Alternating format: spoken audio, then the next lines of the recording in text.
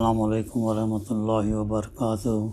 اعوذ باللہ من الشیطان الرجیم، بسم اللہ الرحمن الرحیم۔ الرحمن علم القرآن، خلق الانسان، علمہ البیان۔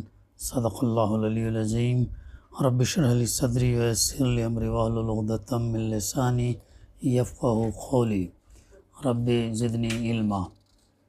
رحمان نے اس قرآن کی تعلیم دی ہے، اسی نے انسان کو پیدا کیا اور اسے بولنا سکھایا۔ سورہ الرحمن کی ابتدائی 4 آیتیں ہیں، جس کی تلاوت اور اس کی ترجمانی ابھی ہم نے سماعت کی۔ گزشتہ ہمارے مطالعے میں اس کا پس منظر سامنے آیا تھا، جس میں ہمارے سامنے یہ بات آئی کہ پہلے ہی لفظ کو اس سورہ کا نام قرار دیا گیا، اور یہ الرحمن جو ہے اللہ کا صفاتی نام ہے، اور سب سے بہترین ناموں میں اللہ کا یہ الرحمن ہے۔ اور زمان نزول کے تعلق سے بات بھی آئی کہ اس سورہ کو جو ہے مکی قرار دیا گیا ہے۔ بعض روایات میں عبداللہ بن عباس اور اکرمہ رضی اللہ قتادہ سے ہے کہ یہ سورہ مدنی ہے، لیکن پھر بعد میں دوسری روایات اس کے خلاف بھی منقول ہوئے ہیں، تو مکی ہے۔ اور اس صورت کے اندر قرآن مجید کی یہ واحد صورت ہے جس میں انسان کے ساتھ زمین کی دوسری با اختیار مخلوق یعنی جنوں کو بھی براہ راست اللہ تعالیٰ نے خطاب کیا گیا، اور دونوں کو اللہ تعالیٰ کی قدرت کے کمالات، اس کے بے حد و حساب احسانات، اس کے مقابلے میں ان کی عاجزی و بے بسی، اور اس کے حضور ان کی جواب دہی کا احساس دلا کر اس کی نافرمانی کے انجام بد سے ڈرایا گیا، اور فرما برداری کے بہترین نتائج سے آگاہ کیا گیا۔ یہ ہے۔ پھر یہ بھی بات آتی ہے اس صورت کے اندر کہ جو ہے اللہ کے رسول صلی اللہ علیہ وسلم نے جب ای آلاء ربکما تکذبان، تو جنات نے جو ہے فرمایا کہ جو ہے کہا کہ ہم جو ہے کہ کیا تم کن اللہ سبحانہ وتعالیٰ کی نعمتوں کا تم جھٹلاؤ گے، انکار کرو گے، تو کیا بات ہے کہ تم خاموش ہو۔ اس کے مقابلے میں جنوں نے جو اس کا جواب دیا، اللہ نہیں، ہم کسی نعمت کو نہیں جھٹلاتے ہیں، ہے نا۔ بار بار اس صورت کے اندر آیا فَبِأَيِّ آلَاءِ رَبِّكُمَا تُكَذِّبَانِ، بار بار آیا ہے۔ تو جنات نے اس کا جواب دیتے گئے، اللہ ہم تیری کسی رحمت جو ہے کسی نعمت کو جو ہے ہم جھٹلاتے اور نہ انکار کرتے ہیں۔ اب اس کی تفسیر میں الرحمن علم القرآن، رحمان نے یعنی اللہ نے اس قرآن کی تعلیم دی ہے، یعنی اس قرآن کی تعلیم کسی انسان کی طبع ذات نہیں، بلکہ اس کا معلم خود خدائے رحمان ہے۔ اس مقام پر یہ بات بیان کرنے کی حاجت نہیں تھی کہ اللہ نے قرآن مجید کی تعلیم کس کو دی ہے، کیونکہ لوگ اس کو محمد صلی اللہ علیہ وسلم کی زبان سے سن رہے تھے، اس لیے مقتضائے حال سے کلام کا یہ مدعا آپ سے آپ ظاہر ہو رہا تھا کہ یہ تعلیم محمد صلی اللہ علیہ وسلم کو دی گئی ہے۔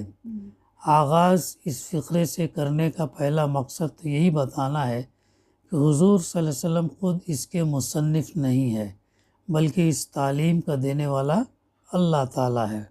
قرآن مجید میں اللہ تعالیٰ نے بار بار اس کا تذکرہ کیا ہے کہ ہم جو ہے اس کے قرآن مجید کو اتارنے والے ہم ہیں کر کے اللہ تعالیٰ نے بارہا فرمایا، اور یہ جو منکرین کا اعتراض ہوا کرتا تھا، ان اعتراضات کے جواب میں بار بار اللہ تعالیٰ نے جو ہے ان کو تنبیہ دی اور بتایا کہ اس کے اتارنے والے ہم ہیں۔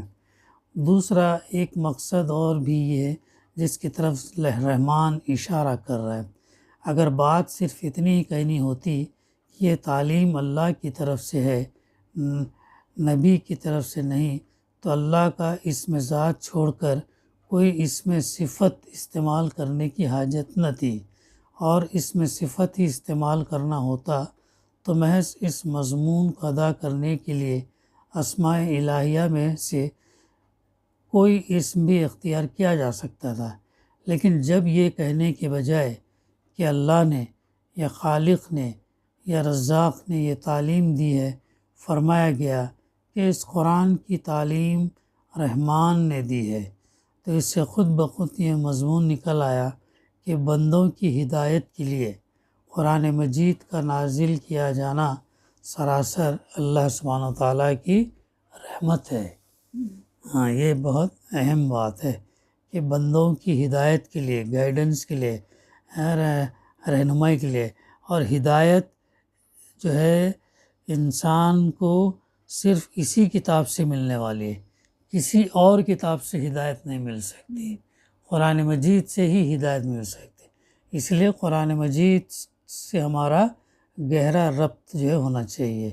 وہ چونکہ اپنی مخلوق پر بے انتہا مہربان ہے، اس لیے اس نے یہ گوارا نہ کیا کہ تمہیں تاریکی میں بھٹکتا چھوڑ دے، اور اس کی رحمت اس بات کی مقتضی ہوئی کہ یہ قرآن بھیج کر تمہیں وہ علم عطا فرمائے جس پر دنیا میں تمہاری راست روی اور آخرت میں تمہاری فلاح کا انحصار ہے۔ تو یہ اس تعلیم کے ذریعے سے اللہ تعالیٰ نے انسان کو جو ہے بتا دیا کہ تمہیں کیا کرنا ہے، کون سے راستے پر چلنا ہے، تو تمہارا کیا انجام ہونے والا ہے۔ یہ بات جو ہے بار بار ہمارے سامنے آتی ہے۔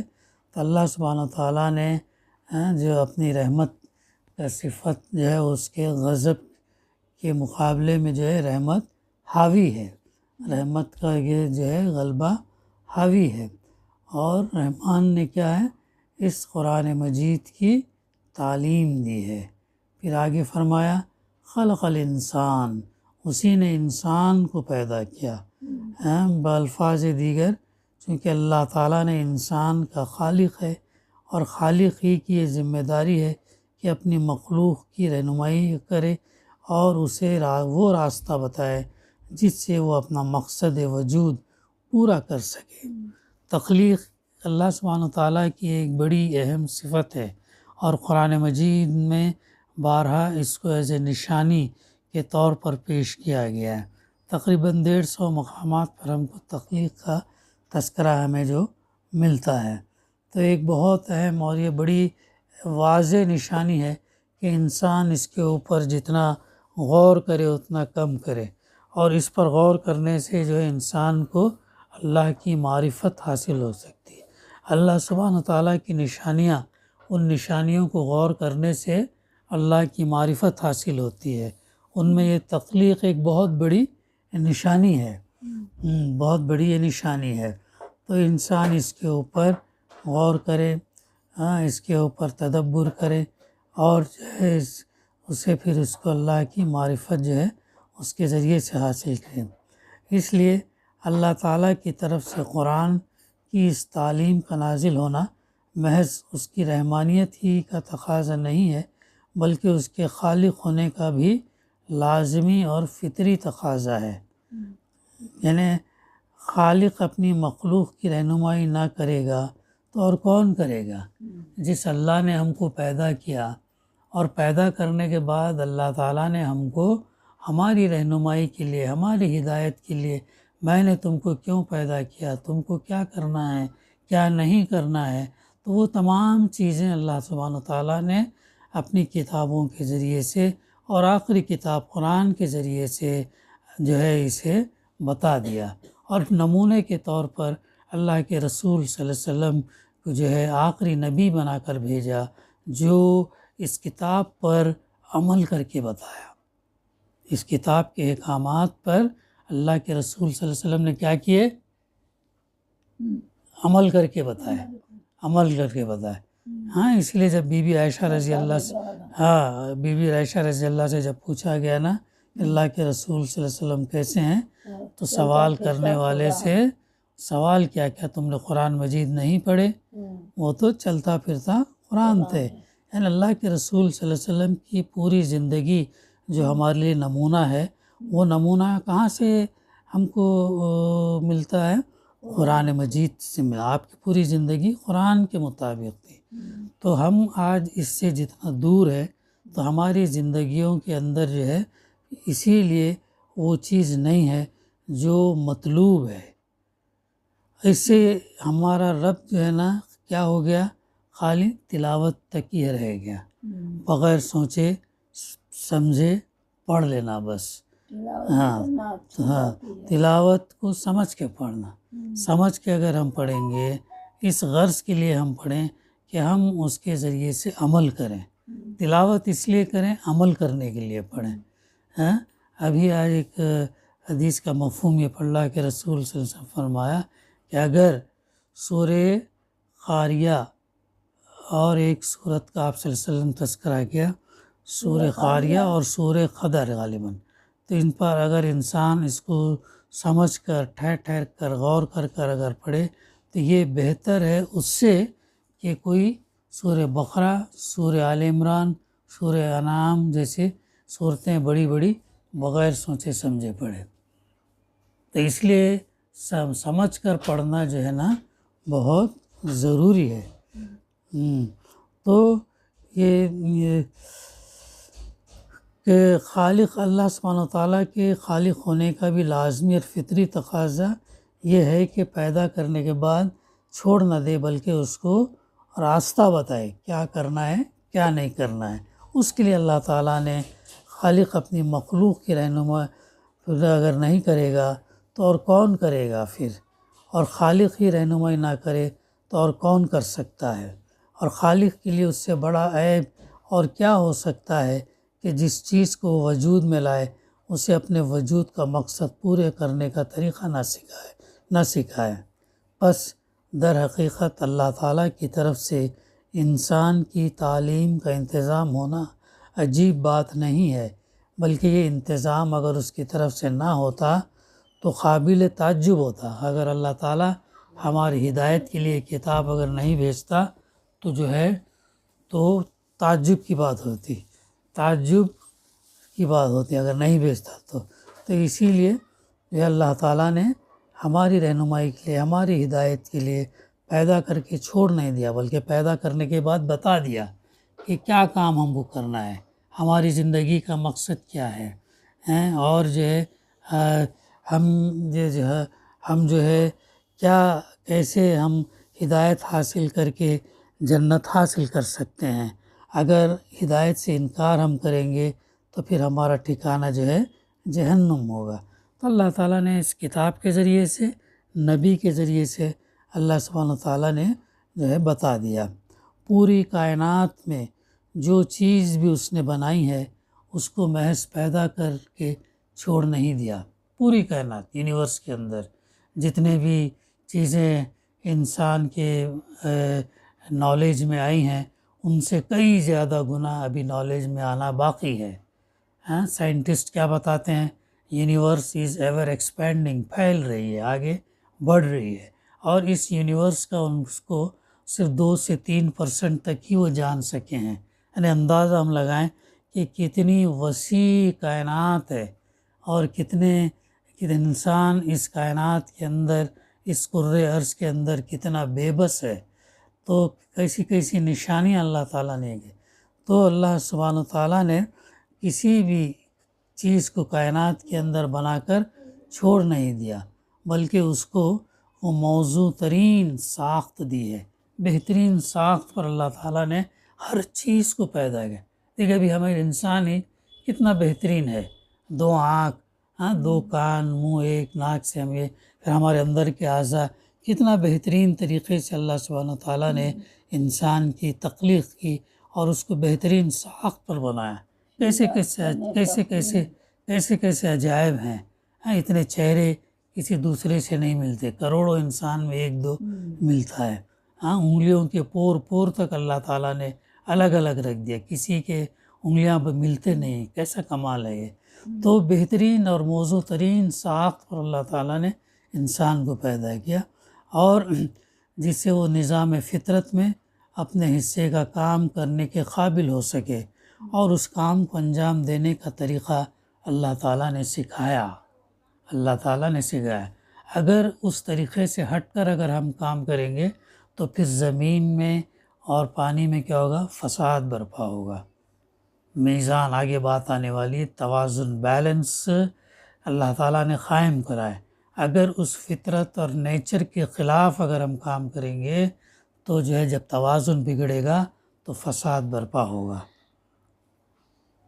ہاں، تو پھر خود انسان کے اپنے جسم کا ایک ایک رونگٹا اور ایک ایک خلیہ، ایک ایک سیل وہ کام سیکھ کر پیدا ہوا ہے جو اسے انسانی جسم میں انجام دینا ہے۔ بلین نہیں بلکہ ٹریلین سیلز ہمارے اندر ہیں، خلیے ہیں، اور ایک ایک خلیہ جو ہے ایک ایک فیکٹری ہے، پورا کام کرتی ہے، پورا میکینزم ہے اس کے اندر فوڈ پروڈکشن سے لے کے ٹرانسپورٹیشن سے لے کے سٹوریج سے لے کے اور اس کی یوٹیلیٹی کے اور بھی فنکشن اس کے اندر ہیں۔ ڈارون کی جو تھیوری فیل ہوئی وہ اس وجہ سے فیل ہوئی، وہ سیل کے پہلے تک ہی جا کر رک گیا، سیل کے اندر کا تحقیق اس نے نہیں کی۔ سیل اور اللہ سبحانہ وتعالیٰ نے ان ٹریلینس آف سیل کو اپنا اپنا جو کام انجام دینا ہے اسے سکھایا ہے۔ یہ ہے اللہ، یعنی کتنی عظیم ہستی ہے، اس کا ہم اندازہ جو ہے ہم نہیں لگا سکتے۔ ہاں، تو پھر آخر انسان بجائے خود اپنے خالق کی تعلیم اور رہنمائی سے بے نیاز یا محروم کیسے ہو سکتا تھا؟ قرآن مجید میں اس مضمون کو مختلف مقامات پر مختلف طریقوں سے سمجھایا گیا۔ سورہ لیل آیت نمبر 12 میں فرمایا، اِنَّ عَلَيْنَا لَلْهُدَىٰ، رہنمائی کرنا ہماری ذمہ داری ہے۔ رہنمائی کرنا، پیدا کرنے کے بعد چھوڑ نہیں دینا بلکہ اسے راستہ بتانا۔ رہنمائی کرنا کس کے ذمہ ہے؟ اللہ کے ذمہ ہے، جس نے ہم کو پیدا کیا، پوری کائنات کو پیدا کیا۔ پھر سورہ نحل آیت نمبر 9 میں ارشاد ہوا، وَعَلَى اللَّهِ قَصَدُ السَّبِيلِ وَمِنْهَا جَائِرٌ، یہ اللہ کے ذمہ ہے کہ سیدھا راستہ بتائے، اور ٹیڑھے راستے بہت سے ہیں۔ دنیا کے اندر ٹیڑھے راستے بہت سے ہیں، لیکن ان ٹیڑھے راستوں میں سے سیدھا راستہ بتانا اللہ کے ذمہ ہے، اور اللہ نے وہ بتایا ہے۔ پھر سورہ طٰہٰ میں آیت نمبر 47 سے 50 میں ذکر آتا ہے کہ جب فرعون نے حضرت موسیٰ علیہ السلام کی زبان سے پیغام رسالت سن کر حیرت سے پوچھا کہ آخر وہ تمہارا رب کون سا ہے جو میرے پاس رسول بھیجتا ہے؟ دیکھیں کیسی کیسی باتیں ہم کو قرآن مجید ہم کو بتاتا ہے۔ انبیاء کے ساتھ جو انبیاء نے جو بادشاہوں کے ساتھ جو ڈسکشن کرے، جو پیغام اللہ کا ان کے سامنے پیش کیے، اور ان کے پھر سوالات، انہوں نے سوال کیا جس اللہ کے بارے میں تم تذکرہ کر رہے ہو اللہ کیسے ہے؟ تو اللہ تعالیٰ پھر مختلف مقامات پر کیا ہے اسے پورا جواب دینے کے بجائے کہا سورہ اخلاص سنا دو ان کو، قل هو اللہ، کہو اللہ ہے، وہ ایکتا ہے، اللہ الصمد، اللہ بے نیاز ہے، ایسا لم یلد ولم یولد، نہ اس کی کوئی اولاد ہے اور نہ وہ کسی کی اولاد ہے۔ کیسے اس طریقے سے جو ہے فرعون نے بھی جو ہے حضرت موسیٰ علیہ السلام کی زبان سے پیغام رسالت سن کر، چونکہ وہ سمجھتا تھا کہ وہ خدا ہے، بادشاہ ہونے کی حیثیت سے وہ سب میں خدا ہوں۔ ہاں ہوا نا، وہ بولا نا کہ تو گفتگو لمبی ہو جائے گی، تو اس کا بھی دعویٰ تھا کہ میں جو ہے خدا ہوں۔ تو پھر موسیٰ علیہ السلام نے جواب دیا، ربنا الذی آتی کل شیء خلقہ ثم ہدی، ہمارا رب وہ ہے جس نے ہر چیز کو اس کی مخصوص ساخت عطا کی۔ تو اللہ موسیٰ علیہ السلام کیسے بتائے اللہ کون ہے؟ اللہ کون ہے؟ تو موسیٰ علیہ السلام نے کہا کہ اللہ میرا رب تو وہ ہے جو تمام چیزوں کو ایک اسپیشل اسٹرکچر، ساخت جو ہے عطا کی، اور پھر اس کی رہنمائی کی، پھر اسے بتایا کہ یعنی وہ طریقہ سکھایا جس سے وہ نظام وجود میں اپنے حصے کا کام کر سکے۔ اب آنکھوں کا کام دیکھنے کا ہے، کان سے دیکھ سکتے کیا ہم؟ آنکھ سے سن سکتے؟ تو یہ کس نے سکھایا؟ اللہ نے سکھایا۔ تو یہ کان آنکھ کے ہمارے اندر کے اعضاء مسلم ہے، فرما بردار ہیں، اللہ کی اوبیڈینٹ ہیں۔ تو اللہ تعالیٰ نے مخصوص ساخت ان کو عطا کی اور اس کی پھر رہنمائی کی اور پھر وہ طریقہ سکھایا جس سے وہ نظام وجود میں اپنے حصے کا کام کر سکے، اور وہ کام کر رہے ہیں۔ ہمارے اندر کے اعضاء، سانس لینے کا نظام، سانس کا لنگس کو اللہ تعالیٰ نے بتا دیا، ڈائجیشن کا نظام، ایکسکریشن کا نظام، اخراج کا نظام، ریپروڈکشن کا نظام، یہ تمام چیزیں اللہ تعالیٰ نے بتا دیا، اور وہی ترتیب سے جو وہ کام جو ہوتے ہیں۔ تو اللہ یہ ہے، کتنا بہترین ڈیفینیشن ہے اللہ کا، اور کتنی آسانی سے جو ہے ہم جو ہے سمجھا سکتے ہیں۔ یعنی یہی وہ دلیل ہے جس سے ایک غیر متعصب، جو اگر متعصب نہیں، یعنی بیاسڈ نہیں ہے، ان بیاسڈ ہے، تعصب نہیں ہے، تو وہ جو ہے اس بات پر مطمئن ہو جاتا کہ انسان کی تعلیم کے لیے اللہ تعالیٰ کی طرف سے رسولوں اور کتابوں کا آنا عین تقاضۂ فطرت ہے۔ یعنی اللہ تعالیٰ کا یہ کتابیں بھیجنا اور انبیاء کو بھیجنا، یہ کیا عین اس کی کیا ہے؟ ضرورت ہے، اس کی ضرورت ہے، سمجھ رہے ہیں؟ تو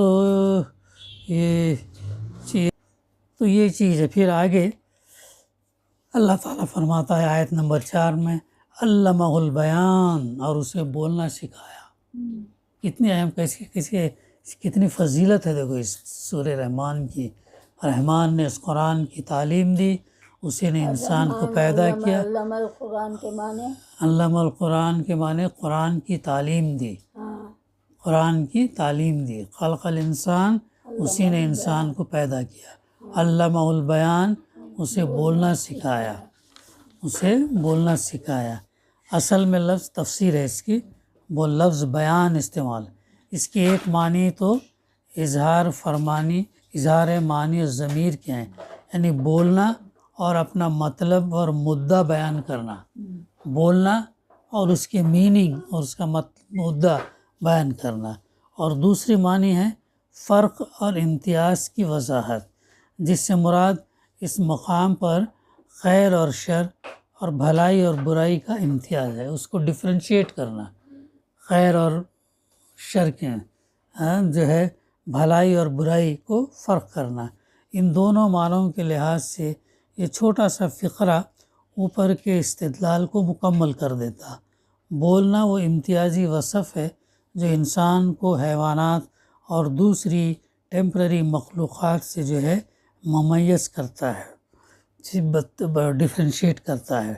یہ محض قوت گویا ہی نہیں ہے، بلکہ اس کے پیچھے عقل، شعور، فہم، ادراک، تمیز اور ارادہ اور دوسری ذہنی قوتیں کار فرما ہوتی ہیں، جن کے بغیر انسان کی قوت ناطقہ کام نہیں کر سکتی۔ صرف بولنا ہی نہیں ہے، بولنے کے پیچھے کتنی چیزیں انوالو ہیں۔ عقل کا استعمال ہے، شعور کا استعمال ہے، فہم کا، ادراک کا، تمیز کا، کتنی چیزیں یہ ہونے کے بعد میں، ملنے کے بعد میں جو انسان بولتا ہے، یہ تمام چیزیں کوآرڈینیٹ کرنا پڑتا ہے۔ اس لیے بولنا دراصل انسان کی ذی شعور اور ذی اختیار مخلوق ہونے کی صریح علامت ہے۔ دوسرے جانور، حیوانات، نباتات وغیرہ بول نہیں سکتے، لیکن اللہ تعالیٰ نے یہ گویائی انسان کو اللہ سبحانہ وتعالیٰ نے عطا کی، اس لیے بھی وہ اشرف المخلوقات ہے۔ اور یہ امتیازی وصف جب اللہ تعالیٰ نے انسان کو عطا فرمایا تو ظاہر ہے کہ اس کے لیے تعلیم کی نوعیت بھی وہ نہیں ہو سکتی جو بے شعور اور بے اختیار مخلوق کی رہنمائی کے لیے موزوں ہے۔ تو اس سے آگے جو ہے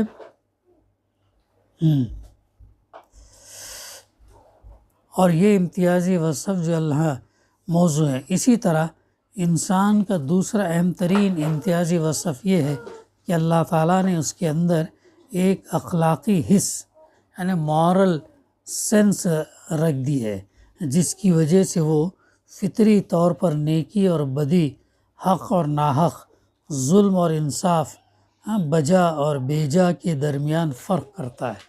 تو اللہ تعالیٰ نے اس کے ذریعے سے انسان کے اندر جو ہے یہ چیزیں رکھ دی ہیں فطری طور پر، تو ان چیزوں کو فرق کر دے، اور یہ وجدان اور یہ احساس انتہائی گمراہی اور جہالت کی حالت میں بھی اس کے اندر سے نہیں نکلتا۔